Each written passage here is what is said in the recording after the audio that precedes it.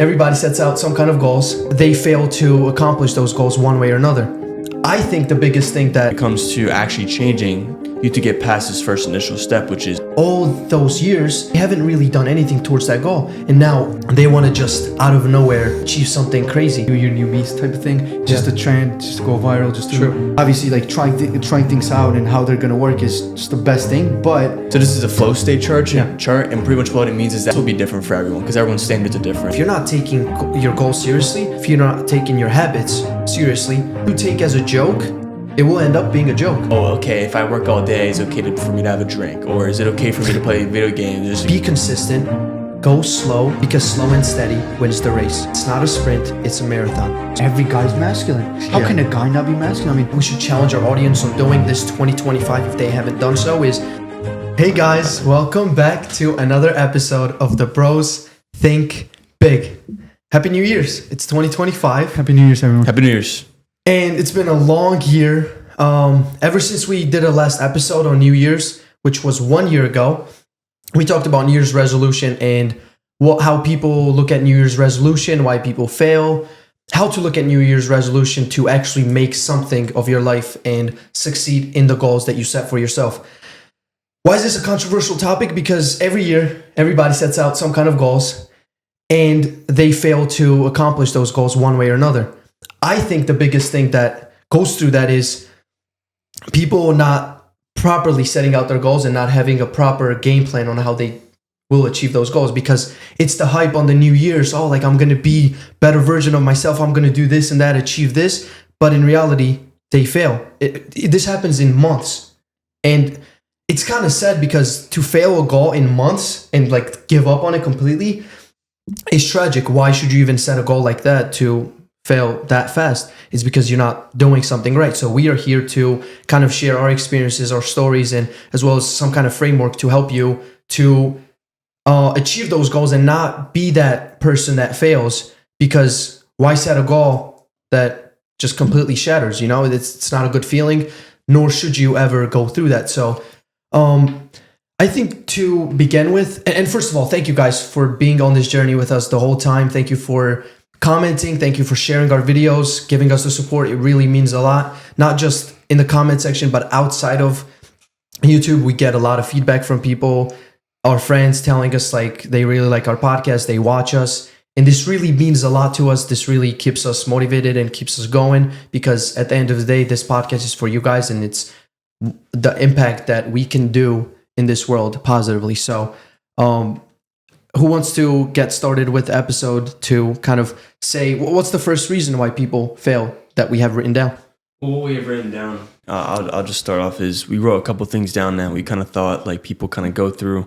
And the first thing, obviously, is just that first initial excitement that people feel during the New Year's. Like they think it's a New Year's, it's time for me to change, which isn't a bad thing at all. Like I'm happy for anyone who like wants to change, who wants to really take that next step forward in their growth and their journey, etc. But when it comes to the journey, when it comes to actually changing, you have to get past this first initial step, which is like that.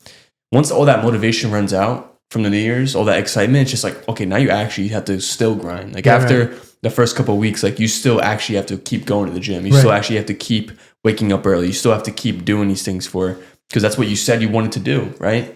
Exactly. So this is the first thing that we've written down, the first initial motivation stage of New Year's, where people get burnout. Because they overextend themselves, they don't know how to pace themselves in the process, and the first couple of days they just go full all in, and they just end up burning out and then wanting to give up and quit. I think that's a very interesting point, because one of the things that I recently did post on my story too on the New Year's is, I don't know, for me, the whole New Year's resolution concept is, it's the one day that makes a huge difference in people's lives, when all those years, they haven't really done anything towards that goal. And now in that one day or a couple weeks from then, they want to just out of nowhere achieve something crazy. It's like, it's kind of delusional, and you're making yourself think that you're going to make something happen in a couple weeks and just 1 year when you haven't done anything the previous years. I think it's a false hope that you give yourself, which isn't good either. It's good to, I guess, motivate yourself and encourage yourself, but not falsely like that. Because look, that's what it comes down to. If you work all the time throughout that year, the 2025, that turning point from 2024 to 2025 is really that one day. So you just keep going. The years just change. You're doing the work. The years just go on and on. It's not that, okay, this one year I'm going to do this, and then the next year I'm going to do completely different thing, as if you have some magic power to make it happen. That's not how it works. But it looks like the New Year's resolution draws that type of picture in people's head, and that I think that is one of the reasons why they also fail. It's a psychological trick that they play on themselves, and then it's not tied in with reality too much. And when that's the case, that's why their goals fail. Yeah, I feel like we've all been there, like with that feeling of being in despair, feeling like you just don't have any of the motivation. It's called the pit of despair. Like when we're all the first day of the month, the first day of the week, the first day of the year. This is my time. I'm gonna lock in. Yeah. The first day, maybe the second day you get to, then the external motivation runs out, and all of a sudden you have to keep going, right? And over time, you have to keep with that process. And people, they jump out of, once they're in the bottom, they hit the bottom of the roller coaster going up, they jump out because it's too much of a going from top to bottom. They can't really handle it. And so they jump out and they repeat the cycle. You know what? Yeah, this is my time. I'm going to go. Then they hit a low in their life and they're like, no, I got to jump out. They don't keep going. Exactly. And that's the thing. It's the spirit of the year, the 2025. It feels good. You feel pumped. You feel motivated. You feel like you're going to go all in, discipline yourself too much. And then what happens is, like you said, you burn yourself out. People just put in so much reps those couple weeks to the point where they don't even see the point of them doing that much work because they expect the results really fast. And just to go back to the same point of the roller coaster is your whole life has to be like that roller coaster. Otherwise, you're not really growing. If you don't have the downs, how are you going to have the up? It's the momentum that you get. So, like I said, when the holiday spirit lasts for weeks and months, then it's just what it comes down to is, I mean, nothing really changed. It was just those couple weeks that I felt motivated, but the rest was just how my life used to be, So, like I said, it's really not a year thing. I think it's more like your habits. So whoever you were in 2024 or end of 2024, those couple months and what you've been doing leading up to that is most likely who you're still going to be in the first months of the 2025. It's not going to make a huge difference because the change doesn't happen in months or weeks. It takes years and it takes multiple years. So just keep on doing what you were doing in 2024 that were good, the good habits, the positive things, and just expect the results. Not in New Year's, just expect the results when you're ready for the results. Just keep putting in the work, regardless of what the years are, you know what I mean? Because if we had to really ask ourselves, it doesn't even feel like it's 2025. The year really went fast. And it's just what we took away from the last year. Then what are we here to do in a couple of weeks and make a huge change? I don't think that's how it works for me. It never worked for me. Georgie, what do you think?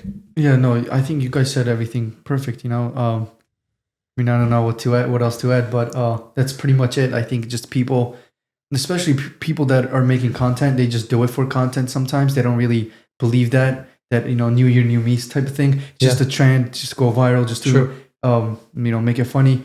Obviously, some people probably think that because the numbers change, something magically is going to change. But I mean, let's be real here. Just because the numbers change in 2025, you're not going to change as a person because, like you said, who you were like days ago is not going to change. Like you can't change in days. You know what I mean? Yeah. Not to the point where you're going to make a huge impact on, going to the gym every day or waking up early or disciplining yourself to read books and stay on the right path.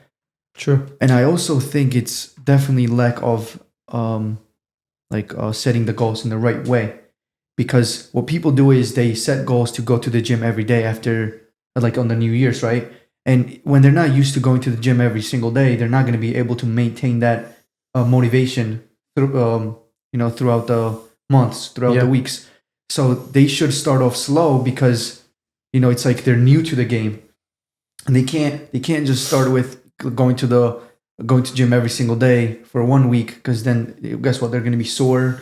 They're going to be tired. They're going to be exhausted. They're not used to that type of pressure and that type of schedule. You know what I mean? Yeah. So they got to start off slow. They got to start maybe 3 times a week and then increase it later and later. Because I feel like setting goals that are kind of beyond on their reach, right? It's just not gonna last long.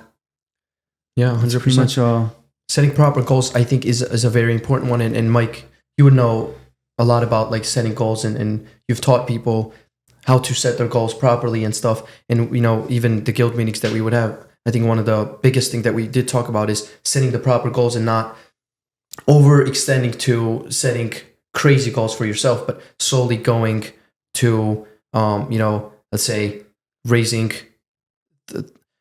I would say increasing the repetitions as you go on. So what would you have to say about that?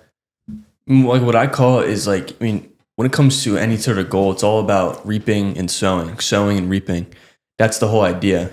We live in a world of cause and effect. So the actions that you take will just grant you the results that you want, but it depends what actions that you do take, because not taking action is still taking action, but not an action that you want to take. You know what I'm trying to say? If you choose, like you're still choosing to do something, you're choosing to act on something that is not according to your goals. That's still sowing, and then you as a result reap that thing. So what I usually talk about with like on my YouTube channel and stuff like that is breaking things down in like day by day. What are the habits you have to implement every single day in order to achieve your goal?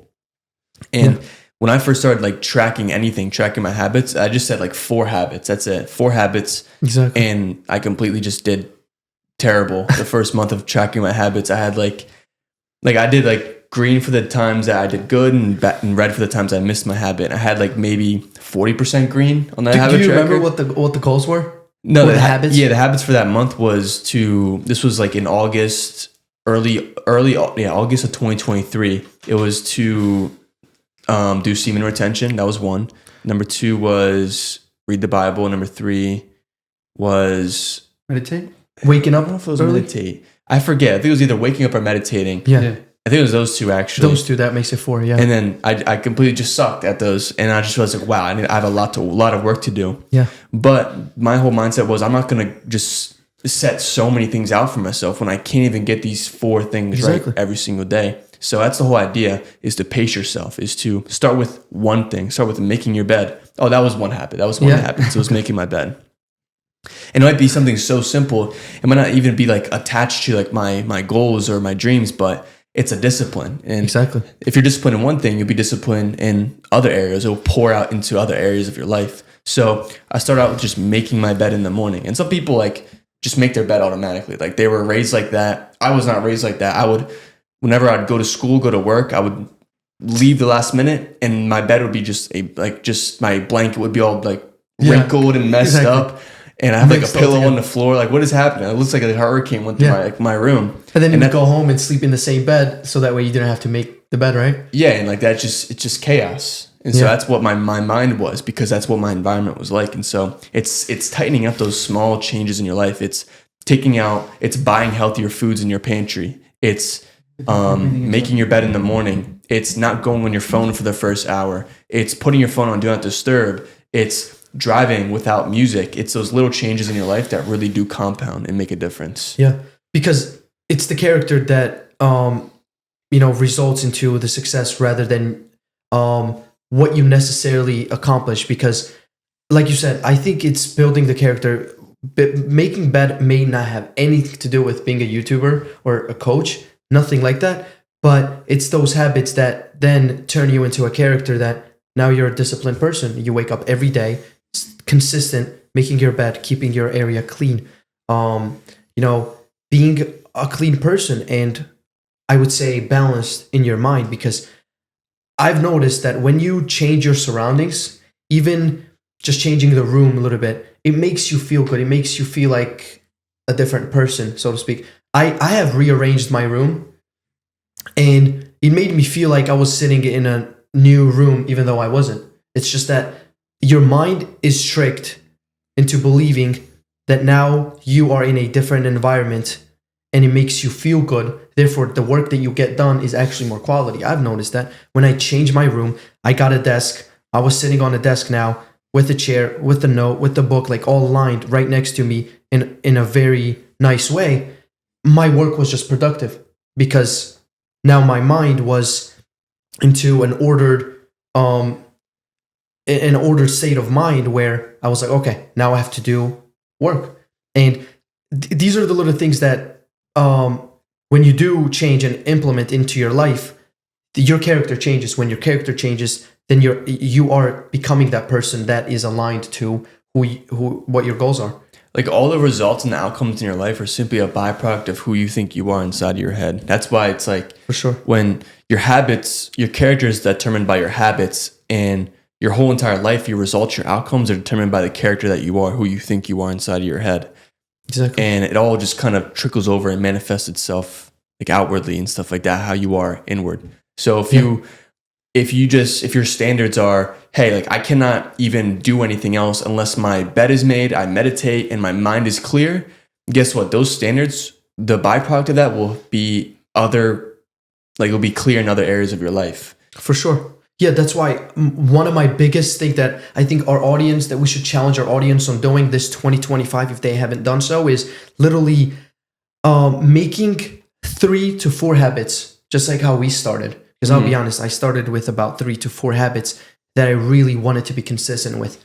It's reading a book for even 5 pages, just 1 page even. Just kind of look at yourself and see where you are starting. Because if somebody is able to read 5 pages and then their attention span isn't really good after 5 minutes, but yours is simply 1 page and you just can't really do any more, start with 1 page. Do your own thing in your life and then grow with your capabilities rather than what somebody else is doing. So I would say set 3 to 4 goals that you really want, or habits, not goals, habits that you want to do every day consistently, such as going to gym for, let's say, 30 minutes, whether that be doing cardio for 5 minutes. Like these are the little things that you can do. Making your bed, making sure that you brush your teeth every morning, every night, and then track your results. Reading a book 1 page. And when you notice that for 30 days you failed most of it, this will just reflect on your character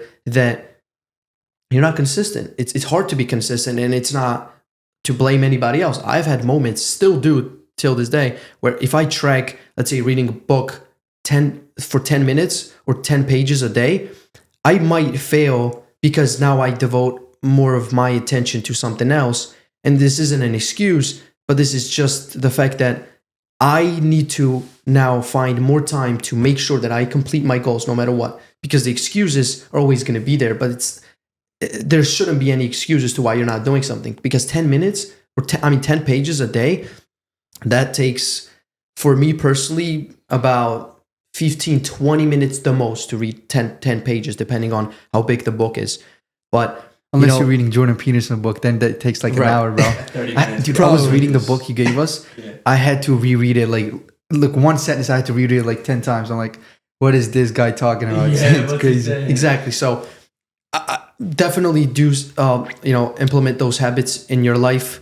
Your habits, and do this according to your goal. And if you don't know what your goal is yet, just do simple things. Thing, right? Exactly. Just figure out what you want. But let's say somebody is sitting there and it's like, I don't really have a definite goal yet for 2025. I just want to get myself together. My number one thing would be for them to track making sure that their room is clean every day. Making their bed. I would say make your bed. Make sure that you brush your teeth in the morning and at night, both. 3 for me would be read at least 1 page a day, consistently for a month. Track those records. And then 4 would be go to the gym or do some kind of physical activity at least for 15 to 30 minutes at least. These are very easy for a beginner, somebody who, really wants to get their life in order and wants to get started somewhere at a really low level, like level 1 player. That would be, I think, ideal 4 habits that you should write down and track your results, and then slowly you will when you complete those 30 days and you will be more consistent than now, let's say 80 to 90% you've completed, I think that's very good. Now you can move on to adding one more habit or just increasing the repetitions on the habits that you were doing, such as reading 2 pages now, 3. And you don't need to grow exponentially every single month. Just grow slowly, but make sure that through those small growths, you are consistent. I think consistency is key. So it's better to read 5 more pages than last month and be consistent for that month, then try to increase it for 10 more pages. But then, at the end of the month, you were 30% consistent compared to the 70% that you failed. So, like how I would do it is like when I made a habit tracker, my goal for that month would be to get like 70% green, 60% green, 70% green. And the next month I would want to get 80% green. Right. And the next month, maybe 85% green, like a little bit more each month or so. Exactly. Depending on the habits, how many I tracks and stuff. But another thing too is like, if you really want to see progress in your life, you need to track things. Like if nothing will get improved if it's not tracked, if you're not giving attention to it. Right. That's why I've been like tracking my workouts. I've been tracking like my macros a little bit more. I've been tracking obviously like my habits, of course, just making sure everything that I want to improve is I'm giving attention to by tracking it, seeing the progress over time. Exactly. Physical proof that you improved is a whole different motivational factor than just kind of knowing in the back of your head that you improved in something, because now you get to wake up every day and go to sleep every day looking at how much you've improved.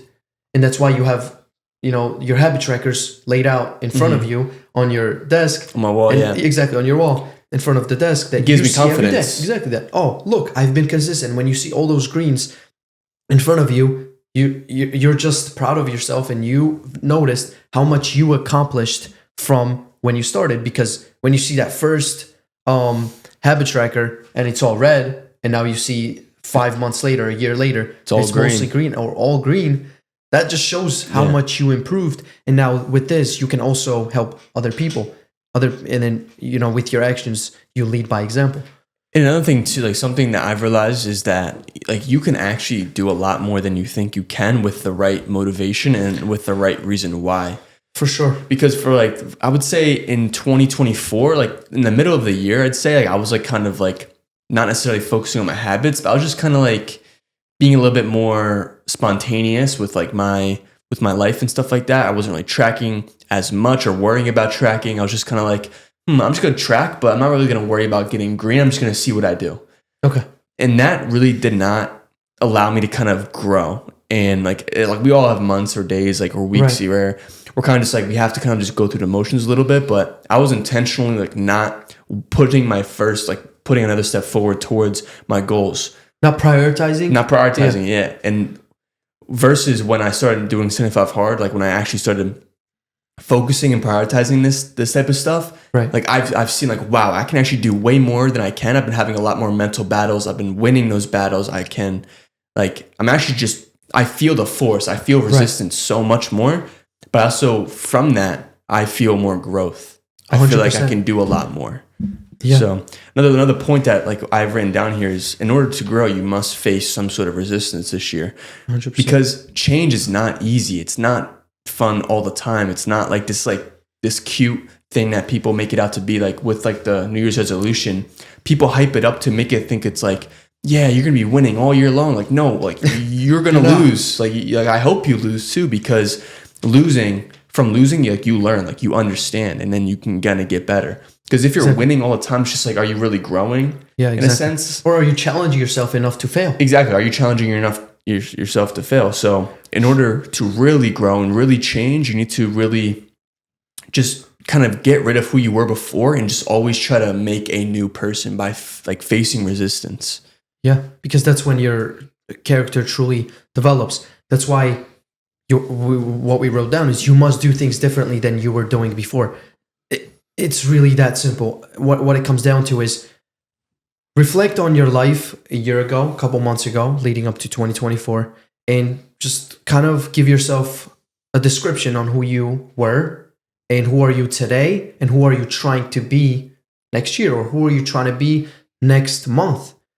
And when you set that goal, that proper goal for yourself, and really, really prioritize becoming that person, you will take yourself seriously and you will take your habits and your life seriously overall. Because if you're not taking your goal seriously, therefore you don't really want the goal. Otherwise, you would take it seriously. If you're not taking your habits seriously, that means you don't want to do the habits to develop you into the character that completes those habits. So whatever you take as a joke, it will end up being a joke. So if you take your life as a joke and as something that doesn't really need much attention, well, at the end of the day, you will live a lifestyle that's not that serious. You will live a lifestyle that's not that deep. You won't become the person that thinks about their life overall deeply. And this isn't to kind of like bash on you guys or anything like that, because this is something I tell myself as well. This is how I kind of talk to myself on the days where I mess up, not because I'm too busy or something, not because I might get complacent or I might make excuses for myself or I might take a little bit more days off than I should. And this is what I tell myself. It's like, if I don't do this in my life, nobody else will. Especially being in a space where you're an entrepreneur and you're not going to college or have a stable job or something that is like set out schedule from other people, then you are in control of your life. So if you don't get your life in order, nobody else is doing it for you. Rather, when you're in a place where corporate job where your boss has to call you to go there at a specific time, your schedule's set out. And this isn't to say it's bad, but it's just a difference when you're an entrepreneur versus when you're in a space where you're not really like in charge of your schedule fully, like 100% type of thing. You know what I mean? So it's very important that no matter where you are, you really get your life in order and take it seriously. Otherwise, it's not going to be serious. It's sad, but it's true. I think a huge problem that I was just thinking about it, what else they face, right? Because everything you guys said is like true, right? And I was trying to think like what else could be there. And I was I just got this, I heard this from somebody talking about it too. And it has to do a lot with this New Year thing. People think I have time. I have a lot of time until next year. Right. And I have a lot of time until whatever, next month, right? And I feel like that mindset and saying I have a lot of time is when you don't have time at all. Because then the next year, 2026 will come by so fast that you won't know, you know what I mean? Because of that thinking, I have so much time, I have so much time. And now if you have a certain goal, you start to kind of put that aside and, have fun. And then you, of course, you do the stuff and then you put other stuff aside because you're like, oh, I have time. And then time just runs by.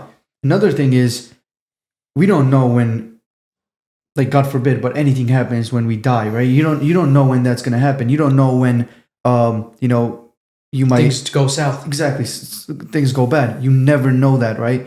Nothing's promised. So with that mindset, you have to really try to make the best out of yourself every single day, every single second, every single minute, every single hour. You know what I mean? So people saying I have time and I have years to accomplish my goal. It's just a foolish thing to say just because you're really not in charge of it. God is, God is in charge of your being, of your time on earth. So for us humans to say that we are in charge and we know I got time is just a foolish thing to say. And because then you're not taking life seriously. Yeah. And even if you don't think about those stuff, right, that deeply, right? Like you just gotta ask yourself, the time you start making statements like that is when you don't get your work done, because then you start putting stuff aside and nothing gets done. You know what I mean? Yeah, and I think it's very important to also mention that it depends who is, I guess, setting these goals out for themselves, because I think at some point everybody, especially nowadays, think that they don't have time, and then there's this side of people where they think they have all the time in the world, but in reality they don't. But then this side of people that are so stressed about not having enough time are also not in a good position, because you can't overstress yourself too much to the point where now you don't think you have time, and you don't think that you have time to fail, or you don't have time to go through the change, even if it means you go at the rock bottom. Yeah. So it's like, I think you have to really find that nice balance in your lifestyle, that it's not... What happened?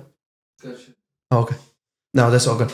So you really have to find that balance in your life where you really understand that I don't need to necessarily overwork to achieve something, but then at the same time I don't have the time to also Waste. into my craft. So you have to take both seriously, but then at the same time, not too serious to the point where it goes against you and it works against you rather than in your favor. You know what I mean? Like, what would you say? Where did you personally find that sweet balance of, okay, I have time, I'm still young, and also really understanding that you can't play around with time and say, I have all the time in the world when you don't.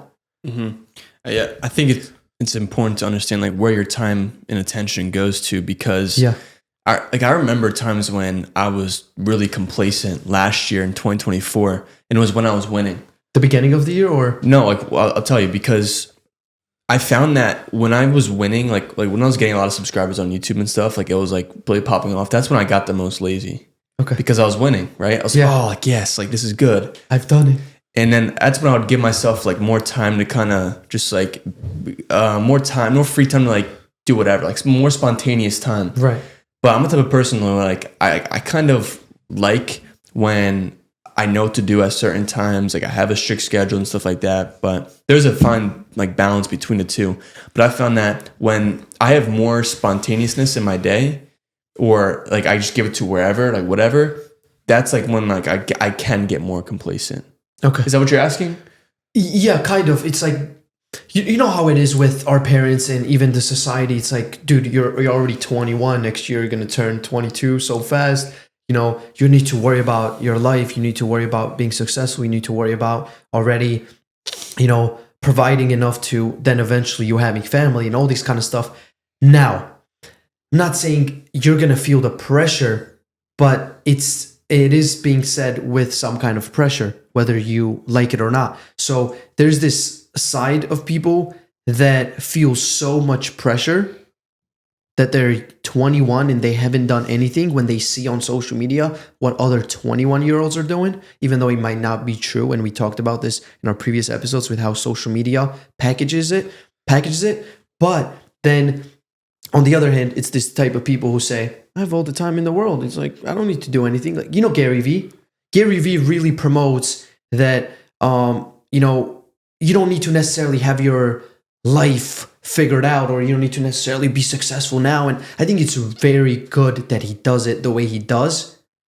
But I think you can't take his message for granted. You can't listen to Gary Vee and say, because Gary Vee saying it, I really have all the time in the world, and be ignorant to the fact that, I mean, you really same time you don't. Yeah. You know what I mean? So it's like Gary Vee really preaches good message for a person like me who has already realized the type of balance that you need when not taking things too seriously to the point where now you get in a depressing and like in an anxietal state of mind where you are worrying about your future, but then at the same time, not thinking too much about, oh, I have all the time in the world. You know what I mean? So that's the kind of balance that I was talking about.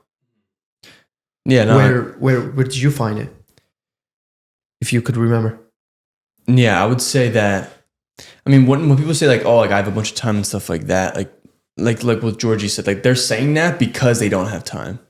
Like they need to say it out loud in order to kind of like reassure themselves that, oh, but I have time, because there's some sort of pressure that they're feeling. Listen, I don't even think there's anything wrong with seeing other 21-year-olds that are absolutely killing it on the internet. It should kind of wake you up and stuff like that. Like I remember during one of the recent like soccer events, it was either the World Cup, not the World Cup. It was the most recent one. Euros? I think it was the Euros. This is one kid. He was like 16 or 17. And the commentators like, what were you doing at 17, right? Yeah, and I saw people on the internet talking about, oh, like, wow, there's a 16-year-old on the field and stuff like that. And, like, I'm over here, like, working McDonald's or something. They said something like that. But that, I hope that people see that and it hurts them a little bit. Just because of the fact that, look, there's people out there your age accomplishing things that, you know what I mean, that you can, like, you don't necessarily have to be a soccer star in the Euros at 16, but you can do that in your life. You can do more. You can do more. I will always promote you that you can do more, and don't always go for less. There's always time to kind of rest and to chill. And I understand that everyone needs rest, or everyone needs time to kind of decompress and stuff like that. I understand that, but don't like, when you're lazy or not. Like, you can't like lie to yourself, right? Like, know whether or not you're really like working hard or not. Yeah. I found balance with this is what I would do, right? I would always want to also, especially on this, like the journey of self-improvement, when we first started the podcast and everything, I wanted to get my stuff done. And then, if I had free time, then I would hang out with my friends, or I would go play soccer, or I would do whatever, like, my thing was always get the work done, what I needed to be done, like doing the clips, right? At that time it was doing clips, and I had two two habits that I wrote down. Right. It was meditation for like 5-10 minutes, and then reading a book for like 15-30 minutes. Yeah. So those like the three main ones. And then after I would do those stuff, then I would give myself time to, if my friend called me, let's go play soccer, then I would go. But it was like this, sometimes they would call me in the afternoon when I had to do the clip, or I still had to read a book and I had to still work out and stuff like that. But like, I wouldn't really say like working out was my like habit that I would write down. It's like, it's natural. What comes, like I just work out, like, you know what I mean? It's a lifestyle. So my habits were mostly like reading a book and meditation, and then clips, like it needed to be done. You know what I mean? So if I didn't finish those stuff, I wouldn't go and hang out with them, because I wouldn't want to say, you know what, I'll do those later, because I've done that too. I've said, you know what, I'll come back and then I'll do the clip, and then next thing you know, I'll come back like at 8. I need to take a shower, I need to eat, and then boom, it's already like 11-10, and now I still need to do the clip. And there's no point, because then you have to post clip at least like 8 o'clock, because posting it late, it just wouldn't do good. Plus, we had to send it in the group chat, and everybody had to say their opinion about it, and like that wouldn't work. You know what I mean? So I feel like obviously like trying things out and how they're gonna work is just the best thing. But at the same time, there's a saying, I don't know, I can't really quote it right now, but it's just like, you have to get the stuff done first before you start to play. You know what I mean? Yeah, exactly. Rest is for later, and work, you have to prioritize work. Exactly. Because if you're looking at your lifestyle and you want to be somebody that's in your eyes successful, and in your eyes very, I guess, that 1% category, then you really have to do what the 1% is doing. That's just what it comes down to. So if that 1% category is about getting the work done and really prioritizing their work, then you really can't be just, doing what other people ask you from left to right. If somebody calls you, hey, like, I have free time, maybe they got their work done and you haven't. So that was kind of my mindset going into it. Somebody's calling me, and then it's like, guess what? They got their work done. Yeah. You didn't get your work done. Like, why are you going out and having fun? They didn't get their work done. They probably didn't, right? Yeah, and they're just procrastinating like you are. Right. Yeah. But either way, it comes down to what are your goals? It personally did help me find the balance, because then my lifestyle was having fun, and then doing a little bit of work. Yeah. Right. But then the balance was, I was doing work, and I was also, it was more little time of like having fun, but I was balancing it out, because if I just throughout the day just read a book, work out, and then kind of over exaggerate myself, like kind of burn myself out. Yeah. Then next day I wouldn't be able to be as productive, because then I needed kind of that rest time. You know what I mean? Exactly. Mm-hmm. So I was personally doing that. For some people, it might not work, right? For some people, it's like they don't want to kind of hang out until like it's weekends. You know what I mean? Some people just have that sort of schedule on their what's it called? But personally, that's just how I was like really balancing it out. Yeah. I was just doing the work, and then if I had free time, then I would obviously do same here. My friends. I don't know. I have a thing where I don't really like necessarily resting, and not in a way where I don't mean like I don't get sleep or anything. I mean just chill with friends or hang out with friends too much during the week.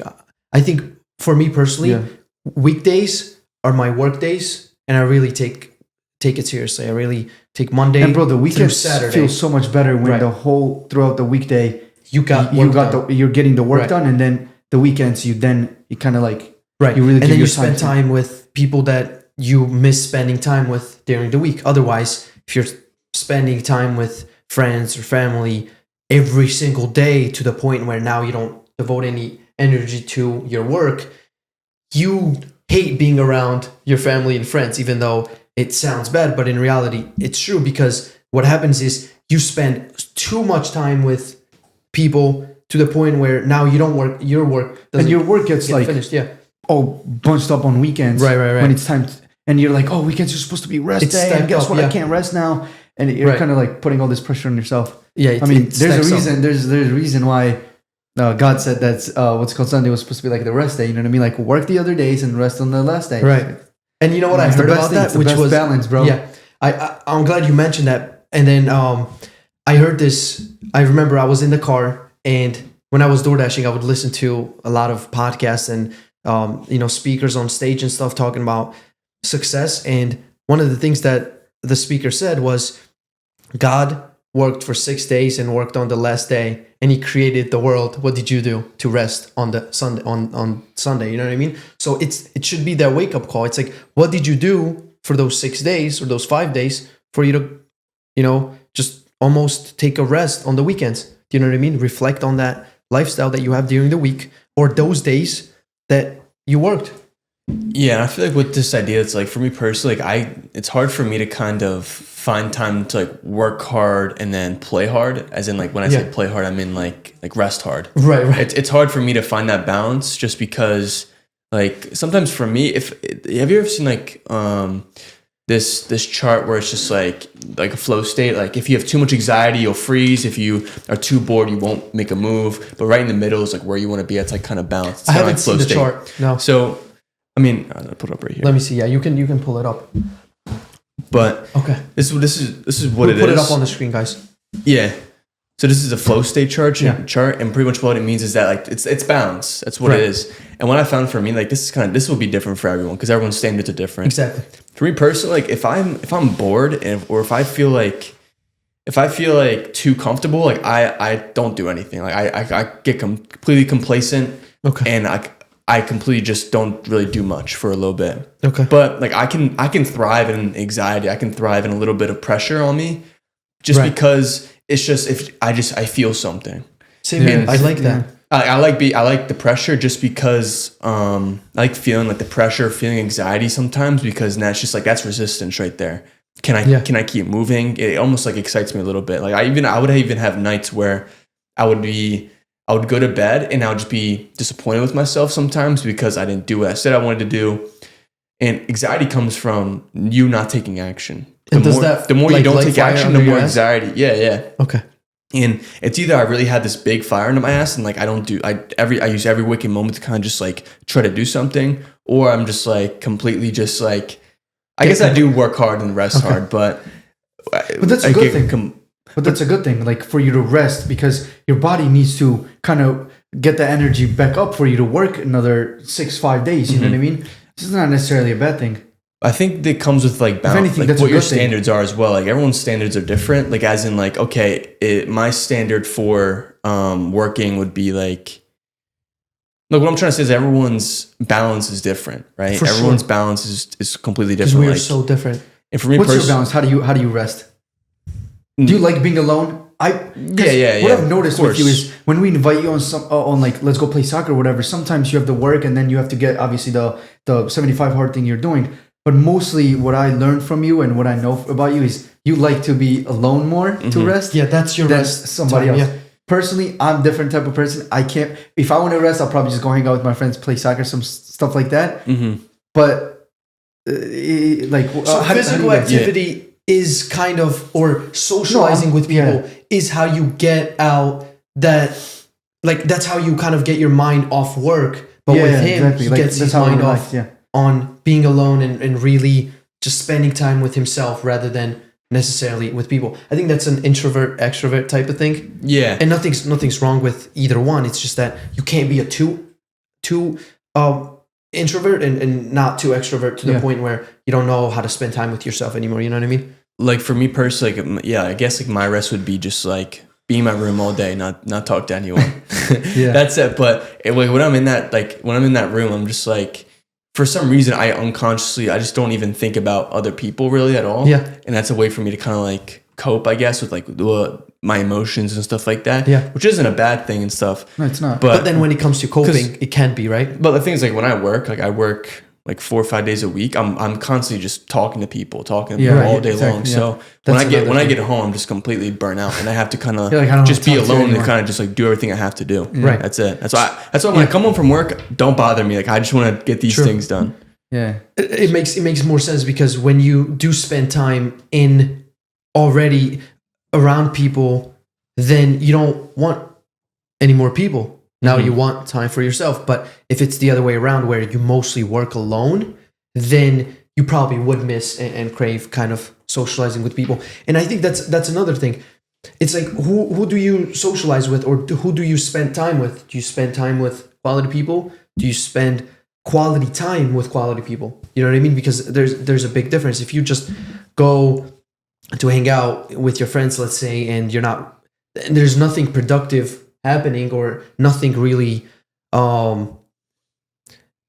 deep with your friend group, meaning you're not really getting to know each other. I don't know. I have this thing where if I'm not with people that I'm constantly like having a deep conversation or really talking about things that are meaningful and things that can actually, manifest itself into the world positively and make a change one way or another, like influencing one another, motivating one another, talking about things that can actually impact the world, I don't find that peaceful. I don't like to be around the situations like that. For me personally, that's what I found.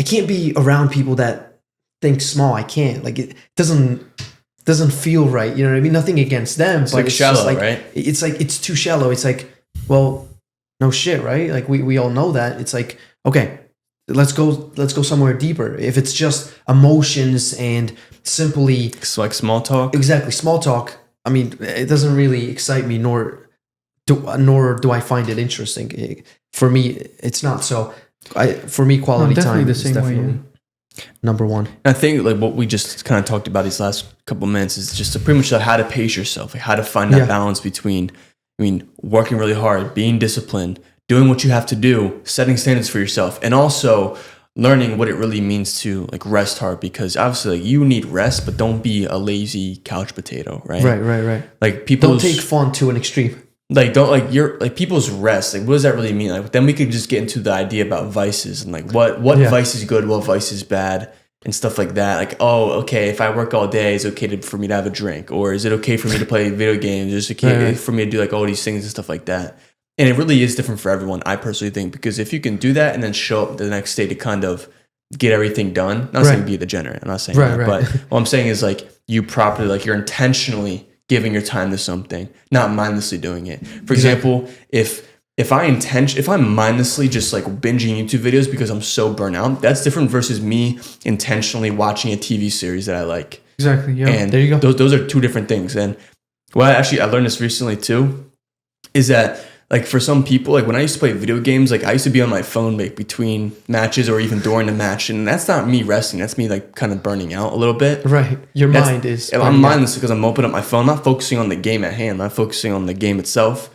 Or even when I'm like watching a TV series and like I'm checking my phone, I'm looking up, I'm doing so many things. Right. It's like when you're trying to rest. That's it. Like singly focus on that. Put your phone in the other room. If you're going to genuinely watch a TV show, watch it. Don't be on your phone. Don't be scrolling while you're watching TV. Like do one thing and that's it. Stick to one single task at a time. Exactly. And that's another thing with our society is even with friend groups or even with people spending time together, they're still on their phone. Like I really don't understand that concept. If you're around your friends, especially your close friends, and you want to be on your phone, scroll, I think that literally shows that you don't really want to hang out with that person. Or dude, that's their next to you. attention spam, you know what I mean? If they don't find a certain thing interesting, they will just pick up their phone just to find that little like spark of that like fun. I don't know, you know what I mean? Yeah, but which is actually dude, bad. it's like when you pick up a phone when you're with somebody that you're supposed to spend time with, that simply just shows that you don't find that person nor interaction with that person interesting enough for you to have a conversation with them one-on-one or just sit down and talk rather you would pick up the phone and scroll. I think what this really shows is that people don't know how to spend quality time with each other anymore because of what technology has been doing. Because now every sense of dopamine, because obviously when you're having a conversation with a friend, that's a deep conversation or a fun conversation, that's a dopamine itself. But then there's the positive dopamine and negative dopamine, or dopamine coming from a very natural place than dopamine coming from, so to speak, like unnatural way. So when you're scrolling on your phone, I think that's a very different dopamine than when you're having a deep conversation and exciting, adventurous conversation with your friend. You know what people That's do where now? we need to, what? You know what people do now? I mean, I wouldn't think this streamer was saying they have a Discord. Some people have a Discord, like they're together. Yeah. They turn one of them turns on the movie. The other ones are sitting there and they're virtually watching movie together. Yeah, Like that's people do that. I It's know. just so stupid if you ask me. I mean, It's pretty strange. Yeah. Going over at somebody's house and watching it together. Just what I'm trying to say is technology has Replaced made that relationship people lazy. That they're like, look, instead of me driving a car and going to my friends and actually like live being there with them and watching the movie, why should I do that when I can do this? Yeah, unless you're like states away or countries away, that's a different story. But dude, think about it. Why? Like, I personally don't understand it because what is one guy turning on? He's just watching it on the phone and they're there watching it with you. It's for me, it's an absolute like insanity if you ask me. Because like I just feel like there are some things that you can use technology like to text someone, call someone, but like watching movies together, just crazy. I don't know. There's a lot of things like that, I said, that they do too. I guess if you're states away, really far, to the point where you can't drive, and it's a very good friend of yours, I would probably consider it. Yeah. But depends. Like it really depends. I think it has to be. But you know what sense I'm talking about. Like Yeah, if you're talking people about now do that instead of just right, instead of driving 30 minutes, if you're too lazy about that, and you'd rather watch it from Discord. For me, that part is very strange and it's not. I can't really fathom the whole idea. Okay, look, even when we grew up in Georgia, right, we would play soccer together. Yeah. Now what they do is they play online, playing True. FIFA and stuff. They don't go out and play soccer anymore. Look, you want to play soccer? It's raining. Let's go play online. Yeah, but we didn't care for about us. the weather. It wasn't there. It wasn't the weather. It wasn't anything. You know, if we wanted to play, and I'm not like back then. There was video games too. Guess what? We could have played online too, but we didn't. We chose to be present. But now it's like those type of things is almost like they're kind of coping with it. I don't know. They're kind of saying, I don't know how to put it in words, but it's just. Yeah, I guess. Like not to stray away too much from like the whole New Year's resolution in 2025 is I think what it comes down to is that's why there's no deep goals that people have, rather big goals, big ambitions, anything that is about changing the world in a positive way and making an impact, like a big impact on the world in a way that's really authentic to you and very different because you are pretty much your own self. I think God created us very special, every single one of us. I think what it comes down to is us finding that God created human being in his image that is to now make impact in the world. I think if we do find that, we are in totally better place. But until then, I think that's the journey, because it's not that when you find your purpose, your life ends or your life it's not exciting anymore, but there's like stages to it. I think this is how I look at it, ready? A very exciting stage of your life should be playing like that a game of life where you are seeking for your purpose.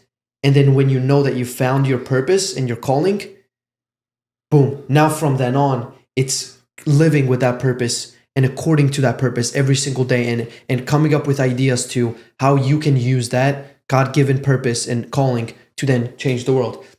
So, and then the little increments are the habits that you do, the goals that you set for yourself monthly, yearly, like those are the little increments. But then the big changes come to the big impact that you do, that you make in the world, or really reaching out to millions of people that you otherwise wouldn't if the internet wasn't there, and these type of things. And you really see that because of you now, people have picked up on doing certain things. Like I know in the gym, ever since I started to, let's say, record, now I see people getting tripods. They even told me like, yo, where do I get the tripod? Now I see them getting a tripod, starting their own Instagram page, posting their workouts, all that kind of stuff, because I kind of motivated them too. And it's not just that, but it's the simple idea that now you're making a positive impact on people, that because you can do it, so can everybody else. And it's a motivating part of it. If I can do it, so can you. And I think if you can do that in this world in a positive way, that when you know you're doing something good and now you can get other people to do that positive thing too, I think that's a very big accomplishment. So everybody should, I guess, strive for that side of them where I have something to give to the world and I can work every day to give the world this gift, so to speak. So that would be like my number one thing for people leading up to, overcoming those habits, not overcoming the habits, but doing the habits to, achieve that character. And then from then on, now they just start thinking about what can I do for the better of this world. So what do you guys have to say about that? Yeah, that's well said, man. You can't, or like as humans, like we're not meant to be just complacent and just the same, because eventually like emotions will pop up to signal you, hey, we need to get better. That's why you'll get depressed. That's why you'll have anxiety, because these are signals that, hey, you need to take on this call to adventure that you currently have to feel. And that's the hero's journey. We're constantly in these cycles of getting called to something, fixing it, getting to that cycle of despair, getting through it, and then overcoming your past self. Exactly. And that's just the constant cycle of just getting better. Right. Because if you're just staying still and not doing anything and getting complacent, it's like the lives keep going. The life around you is moving on and you're not. So it's like you have to kind of go with the flow, but then have the times where you go up the stream to challenge yourself, to, go back to fix something. Mm-hmm. You see a problem, now you have to go through that resistance to fix that problem. Because at the end of the day, every problem that you face and you have to solve it, it is a resistance that you're facing. But then there are times where you have to go with the flow and you have to constantly be in that flow state of mind, state where you improve and you get better. Mm-hmm. So that's where the growth is. And something I just want to bring up too is that even with like people who, especially like I feel like with Christian men too, I feel like some guys like they kind of like they're too soft on themselves and they don't kind of reach for more because they think, oh, like I have everything, like I'm okay, like everything's all good and all and stuff like that. Yeah, but it's like you weren't put here just to be soft. You weren't put here just to be the same. You weren't put here just to kind of just be just average and be okay. You know what I mean? Like we all love God, and God has put us here for a reason. I'm not gonna disrespect Him by just being nothing with His creation, doing something with it. Yeah. And so I feel like even people who do believe in God, especially like Christian guys and stuff like that, should try to become the best possible version of themselves and facing that resistance, like understanding, hey, I don't want to be like this. Hey, like I'm insecure about this. Hey, I'm weak here, right? And through the grace of God, guess what? You can level up.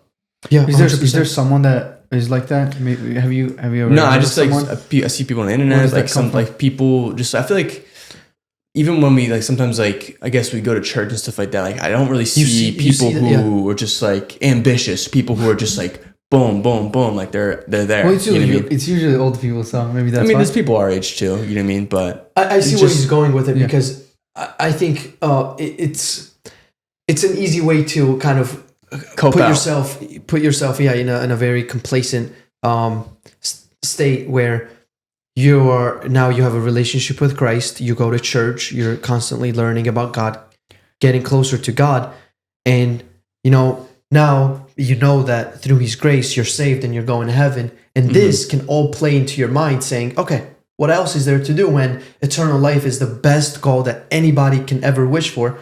What is there to do on earth, right? And I think this is a bad mindset, if you had to ask me, because the reason why God keeps you alive, even though you've been saved and you're going to heaven, that means He's calling you to something greater. The only reason, like the biggest reason why you were saved in the first place because God chose you. It's like that's what it comes down to at the end of the day. If you're born in this world and if you're alive and you are waking up, God chose you. God created you. He knew your destiny. He knew who you were going to be. He knew what you were here to do. So no matter who it is, no matter what religion, no matter what faith, at the end of the day, God created you for him to get to know you personally. And then through that relationship, now you have a great calling in this world because he called you by name. He called you to be this person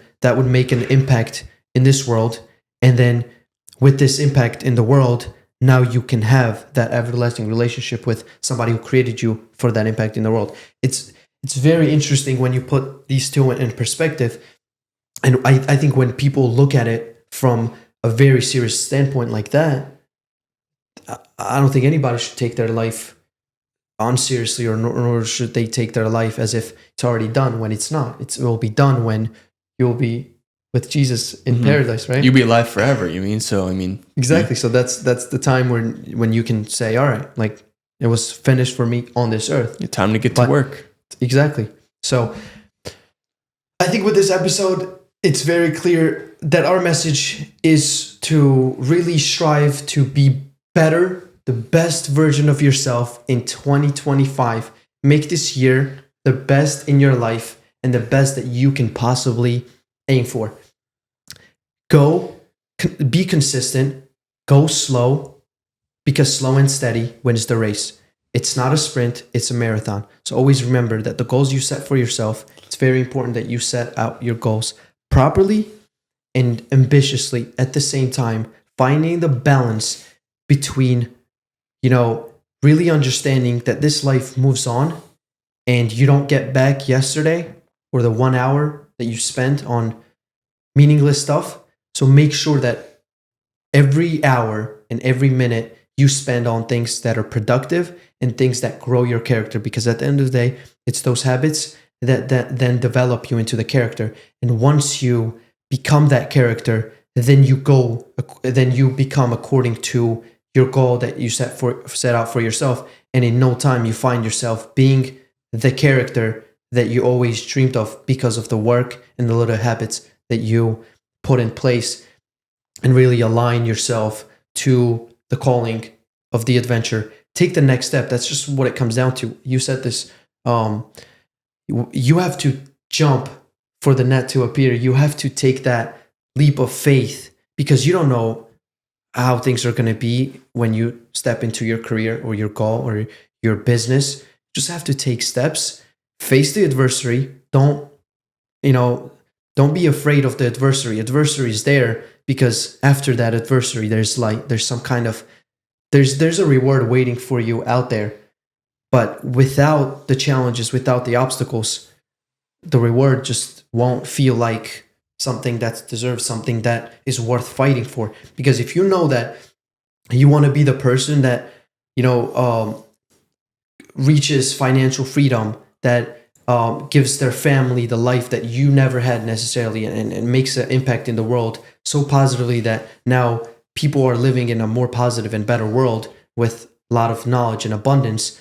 Well, those come with a price, and everything has a price. So the price that you have to pay, as well as all of us, is to really go through those challenges so the future will be brighter. So that's what it comes down to. And also, one thing I want to add to that is, it's a very beautiful thing you said. And one thing is that you might miss something in the past. You might not be able to get that 1 hour back, but you have the chance to make up for it. You know what I mean? That's a lot of people kind of like miss in their minds. You know what I mean? It's like they really worried about their past, and it's like, I missed this, but guess what? Now you have a future that you can almost like recreate in a future's way that bigger and future's another brighter. chance to do what you missed in the past. 100%. Amen to that. Exactly. Quote of the day. It's going to do it. Georgie, you wrote it, right? Okay, I'll do it. The reason so many people fail to make lasting changes is that they don't commit to one path long enough to see results. By Mary K. Mueller. Mm-hmm. Amazing. Wait, what? No, it's Mary. Yeah. You said K. Mary, Mueller. right? What? You said Mary. Yeah. And then you said Macy, right? Or something? No, I didn't. I said amazing. Oh, amazing. I thought you said Macy. I was like, Amazing. no. It's very, yeah. This quote really sums up what we talked about, especially in the beginning of the episode, where people don't see the results not because they necessarily didn't try hard enough in the beginning, nor it's because they didn't set out a proper goal, but I think it's the lack of consistency and expecting something in return so fast. But in reality, the proof of this life is you have to really commit to something, take that next step, no matter where you are, and really, really, fight for your goals through consistency and through the ups and downs in order to then succeed. And when I read this quote, right, when I read it, it's like one thing that kind of like I saw in my head and what I imagined was like, imagine you're paving a path, right? And you're looking for something like the end goal that you have, right? Yeah. And you're so close, but you're at the same time, you're also super tired of doing that for a long time. And you're literally one hit away. And that's the time you give up is exactly the time that you could have got what you were looking for. So Don't worry about it. like giving up is just the worst thing to do because you never know how close you are until you get it. You know what I mean? And you listen, and 100%. life is cruel. You know, it's not fair. Sometimes you might not get what you're aiming for. Yeah. But I can say one thing for sure though. Maybe you might not be able to get one thing that you set out to do, but then there's going to be another thing that you're going to fight for that it's going to be worth for. Exactly. God has a plan for every single one of you. God has a great plan for you. You just have to really work for that goal because you will get your share fairly and justly because God is just. So amen to that. Amen. So our shout out is on YouTube by edars20 or edars20, whatever it is. I'm not totally sure, but thank you for this comment. I will read it now. People have been claiming that there's something, quote unquote, missing in men and that there's been a, quote unquote, masculinity crisis for centuries now. There isn't a crisis now. There wasn't one back then either. Certain men have beliefs on what they think real men is based on their own insecurities and what they are missing. And they attribute it to how all men should be. The group of you display cargo cult masculinity, attributing unconnected ideas to what you believe a man is. The manosphere got a grip of all of you and won't let go, unfortunately. I sincerely hope you develop a more logical idea on all of this as you learn more. And this was from a short video that we released on YouTube titled, "This is What's Missing in Men Nowadays." Wait, and it was from wasn't it a full episode? No, it was a short video from a full episode, which we did on masculinity and modern day masculinity. Thank you for this comment. We appreciate, maybe because it looks like this person is sincere, coming from a standpoint where they want to show us something that they know more than we do, and that's probably true. But I still don't agree with how he puts here as us getting caught up in this idea of manosphere, which is... What does that mean?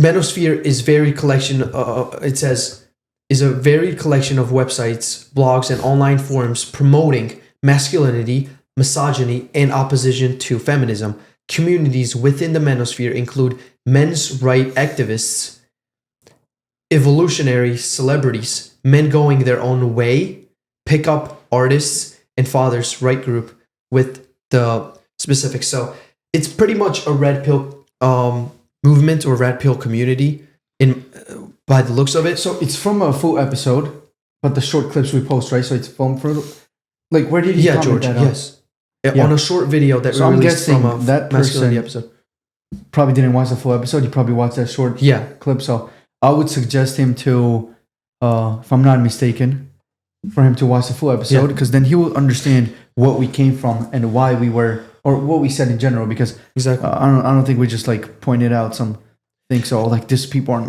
masculine. We just kind of almost gave you the evidence too of like, dude, there's a huge evidence. Just go out there and look around. I mean, we have social media. I think it's probably the biggest proof that we can see how people live around the world without necessarily you going there. even though, physically seeing is better than looking at it on the phone. We do know what's going on in our society, and we have to be, as men, the ones that speak about it, the ones that point out the flaws of each other. And it doesn't have to be me necessarily, pointing flaws of you or Mike, but it has to be all of us coming together to point out each other's flaws. Therefore, we can work on those flaws. If we don't do that for each other, nobody else will. So it has to be that point where it's not that we're talking about our insecurities, but those insecurities that were there at some point of our own, we have to point that out so other people don't struggle with it. Because if I know that I'm struggling with something and I'm not being a man where I should be, I better point that out, or somebody else better point that out, because that's the best way we can help each other. So what it comes down to is masculinity crisis and crisis in men always was and always will be in history, and even in present. The only thing is, if we don't call it out, therefore we're pretty much saying that it doesn't exist and doesn't need to be worked on. And it's just, I think, an easy way out from a situation where you don't think the problem exists. I think that's where the problem exactly is there. So plus, not everybody's going to be able to, understand the message that we were trying to give out, because people are just going to be emotional about it, and they're going to let their emotions take over. Right. You shouldn't let that happen. Dude, so when you see a man walking in heels with a wig on, claiming to be a woman, and vice versa, women claiming to be a man, and this weird dynamic on people not even understanding their true biological, their biological beings, I think we really can't say that masculinity crisis or missing, this quote unquote masculinity missing in men doesn't exist, because it certainly does exist, and it's there. We all have that they don't know one way or another. Some people actually don't have the deep meaning of what it means to be masculine. What they think masculine is, it's a guy. Every guy's masculine. How can a guy not be masculine? I mean, the word masculine itself is used, let's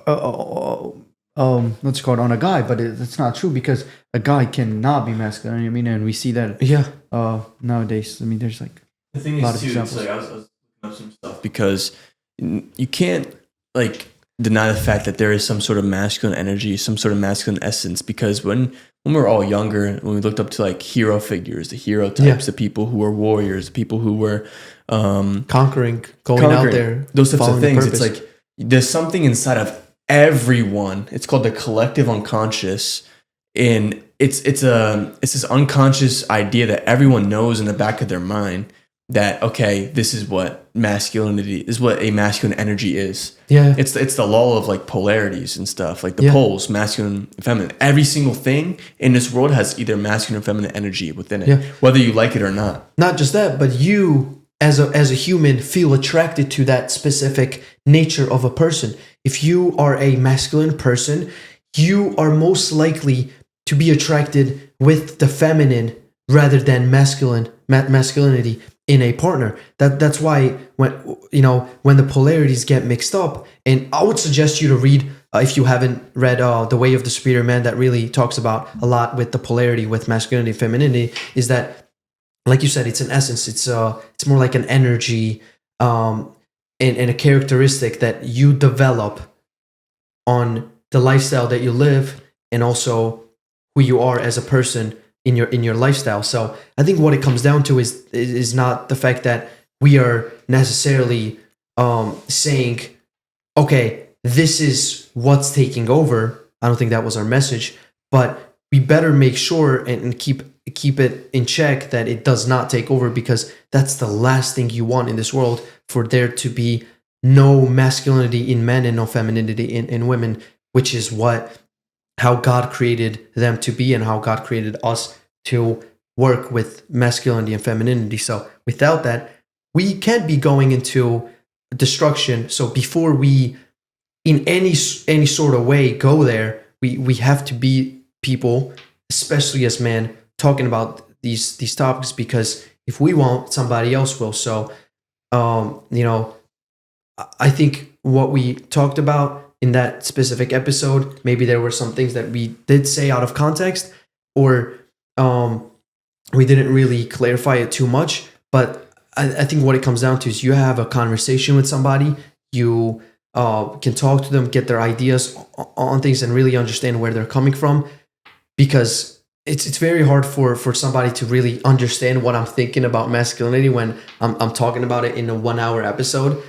Like, and somebody has questions about it, they write in the comment section. I can only do so much by answering it, but what it comes down to is you can't just read somebody's mind. So the best way that you can do this is look around, judge things in a very unbiased perspective, and look at the history. Were the man acting like how they're acting now? Were their lives the way they are now? And then you probably will get the answer yourself. So that's just what it comes down to. I think everybody has to be honest about one thing, is that at the end of the day, we cannot deny that there's masculinity and there's femininity, and everybody knows that. It's just that some people, some people's feelings are hurt by the fact that when the problems are being pointed out, because it's there. You can't deny that.